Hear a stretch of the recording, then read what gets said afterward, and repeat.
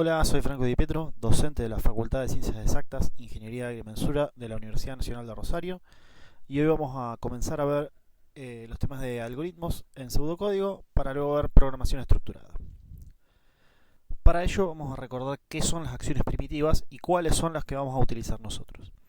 Después lo que vamos a ver es cómo se construyen los algoritmos, valiéndonos de esas acciones primitivas que vimos, para luego terminar con lo que es la programación estructurada.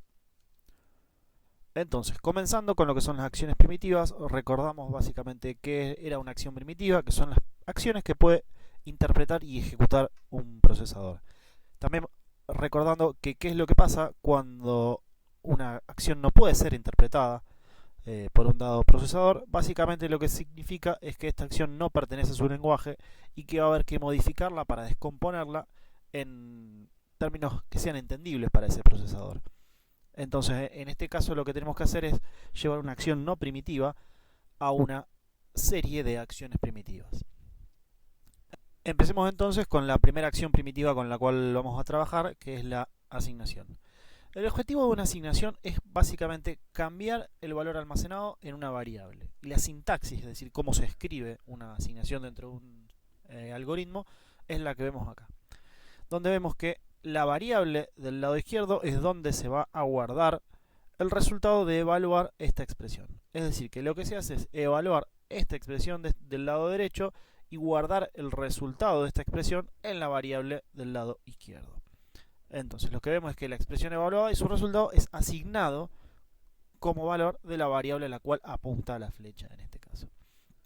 Como por ejemplo lo que podemos ver teniendo dos variables, un entero i y un carácter c, lo que podemos ver es que en esta asignación lo que hacemos es evaluar la expresión 3 más 4, que va a tener como resultado el valor 7.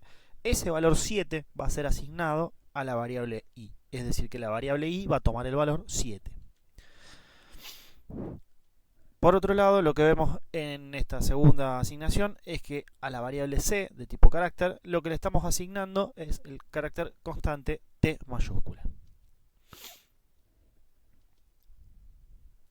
Una situación que suele ocurrir es que una misma variable puede aparecer del lado izquierdo y derecho de una asignación, como vemos en este caso. Acá vemos que la variable x aparece tanto en la expresión del lado derecho como en la variable del lado izquierdo de esta asignación. Esto es importante, que no debe ser interpretado como una ecuación matemática. Uno se vería tentado a pensar que eso es lo mismo que decir que x es igual a x más 1, con lo cual sería una ecuación que podría despejar. Pero no, esto es una asignación. Entonces, lo que significa en este caso es que estamos utilizando el valor actual de la variable x, el que está en este lado de la expresión, para calcular el valor futuro de esa variable, es decir, el valor del lado izquierdo. Por lo que decíamos, lo primero que se hace en una asignación es evaluar la expresión del lado derecho con el valor antiguo de la variable x, para luego modificar su valor en el lado izquierdo de la asignación. Existe también una cosa que se llama la corrección de tipo durante la asignación. Básicamente, en una asignación como la que vemos acá, que decimos que a la variable x le asignamos el resultado de la expresión exp, vemos que el tipo de la variable x y el de la expresión deben ser el mismo. Pero existe una excepción a esto, que es posible asignar a un valor entero a una variable de tipo real. Seguimos entonces con la segunda acción primitiva que vamos a ver, que es el leer. El objetivo de una acción leer es cambiar el valor almacenado en una variable, de la misma manera que vimos con la asignación, pero a través de periféricos de entrada. En nuestro caso lo que vamos a utilizar en general es el teclado. Se puede pensar como una asignación externa, es decir, que una asignación lo que hacíamos era modificar el valor de una variable, pero en este caso no como el resultado de una expresión, sino a través de un medio externo. Y la sintaxis es básicamente la que vemos acá. Tenemos la palabra reservada a leer y una lista de variables que va a estar separada por comas, que son los valores que vamos a ingresar desde teclado. Y como ejemplo podemos ver esto que está acá. Teniendo las variables enteras num1 y la variable real num2, tenemos la acción leer num1 y num2, que básicamente nos está dando la capacidad de ingresar por teclado un número entero que va a ser guardado en la variable num1 y un número real que va a ser guardado en la variable num2. Y la última acción primitiva con la cual vamos a trabajar es el escribir. El objetivo de escribir es mostrar los resultados o textos a través de los periféricos de salida. En nuestro caso, nuevamente va a ser el más usual, el monitor. Y la sintaxis del escribir es la palabra reservada a escribir y una lista de expresiones de salida. Lo vemos a través de un ejemplo. Suponiendo que tengamos dos variables enteras num1 y num2, podemos, por ejemplo, escribir num1, que básicamente nos va a mostrar en pantalla el valor actual almacenado en la variable num1. O podríamos, por ejemplo, escribir la cadena de caracteres buen día, que nos mostraría el texto buen día en pantalla. O podríamos incluso mostrar más de una expresión de salida, como es en este caso. Lo primero que haría es mostrar en pantalla la cadena de caracteres, el resultado es, y luego nos mostraría el valor almacenado en la variable num2. Finalmente, lo que podemos hacer también es utilizar una expresión como salida. En este caso lo que vemos es que estamos multiplicando num1 por num2 y lo estamos dividiendo por 34. Entonces el resultado de esa expresión va a ser mostrado en pantalla. Vemos ahora cómo se construyen algoritmos en pseudocódigo utilizando estas acciones primitivas que acabamos de describir. Para eso vamos a ver que para construir un algoritmo vamos a tener que seguir una estructura. Y la estructura que vamos a utilizar nosotros es la siguiente. Lo primero que vamos a hacer es escribir la palabra algoritmo y darle un nombre al algoritmo. Ese nombre de algoritmo va a tener que respetar las mismas reglas que tenían que respetar los nombres de los identificadores que vimos en el video anterior. A continuación lo que vamos a hacer es escribir la palabra variable y hacer toda la declaración de variables que vayamos a utilizar a lo largo de nuestro algoritmo. Luego, entre las palabras inicio y fin va a estar todo el cuerpo de nuestro algoritmo. Es decir, entre el inicio y el fin del algoritmo se va a realizar el proceso.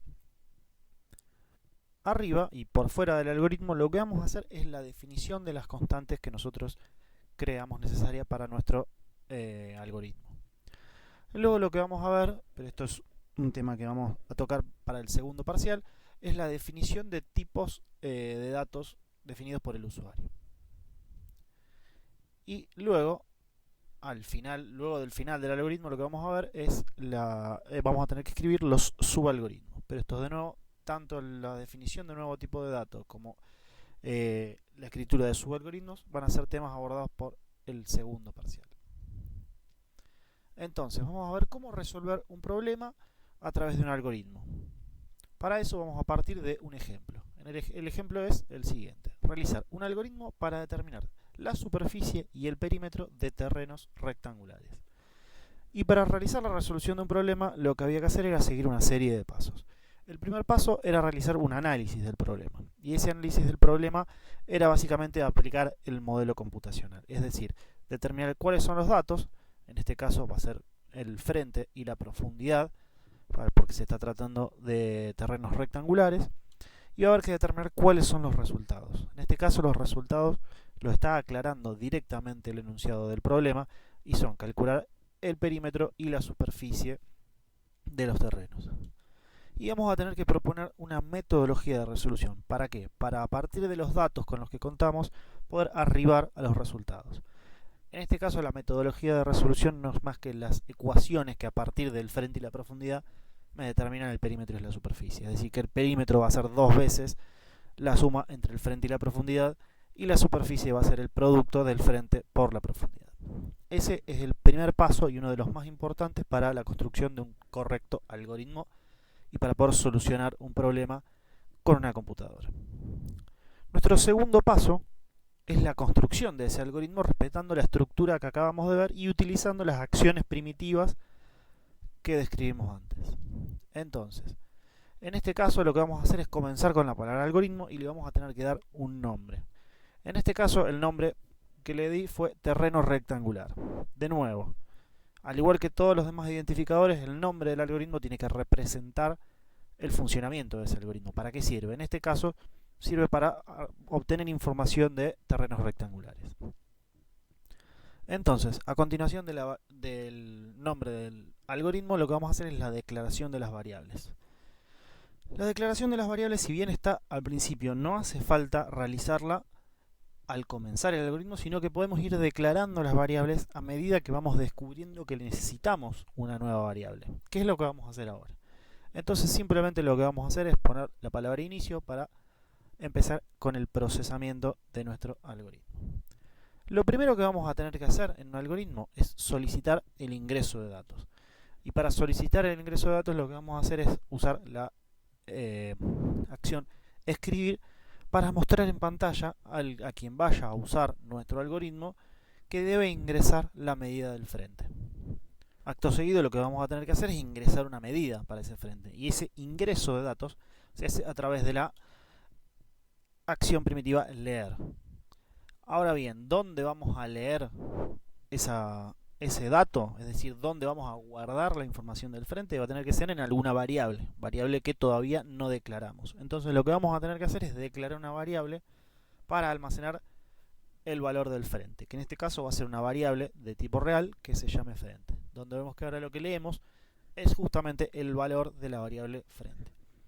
Vamos a tener que hacer lo mismo a continuación para la profundidad, es decir, solicitarle al usuario por medio del monitor que ingrese la medida de esa profundidad. Y de nuevo, utilizar un leer para guardar, en este caso en la variable prof que acabamos de declarar, la profundidad que queremos ingresar.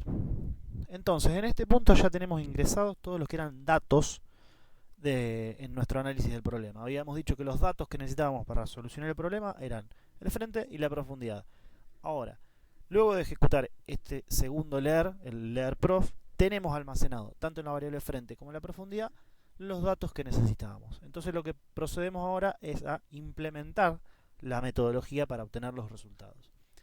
Y esa metodología era básicamente calcular, por ejemplo, el perímetro, para lo cual vamos a utilizar la variable per, y le vamos a asignar el doble de la suma entre el frente y la profundidad. Y hacemos lo mismo con la superficie. Decimos que en la superficie asignamos el resultado de la expresión frente por profundidad. Bien, en este punto ya tenemos los datos y ya calculamos los resultados. Pero una parte muy importante dentro del algoritmo es que debemos mostrar los resultados que queríamos obtener. Y eso lo vamos a hacer utilizando la acción escribir. Lo que vamos a hacer es usar un script que diga que el perímetro es de y el valor de la variable per, y seguido por la letra m que nos va a indicar que está en metros. Y el segundo escribir vemos que dice la superficie es de y vemos el valor almacenado en la variable sub, seguido por la letra m2 indicando que está en metros cuadrados. Y con eso concluimos nuestro algoritmo.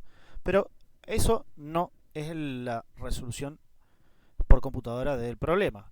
Ese es simplemente uno de los pasos que teníamos que seguir. El próximo paso que tenemos que seguir es probar nuestro algoritmo. Es decir, bueno, planteamos una solución a través de este algoritmo. Ahora bien, ¿funciona? Y para hacer eso lo que vamos a tener que hacer es seguir línea por línea nuestro algoritmo y ver si el resultado que nos muestra es el deseado. Para eso lo que vamos a hacer es seguirlo línea por línea. Empezamos. Nos va a aparecer en pantalla, ingrese la medida del frente. Leer frente. Supongamos que el frente es de 10 metros. Perfecto, ingresamos un frente de 10 metros. Luego, escribir ingrese la medida de la profundidad, nos va a mostrar ese cartel por pantalla y vamos a tener que ingresar un valor para la profundidad. Digamos que ingresamos 20 metros. Entonces, hasta este punto tenemos en la variable frente 10 metros y en la variable profundidad 20 metros.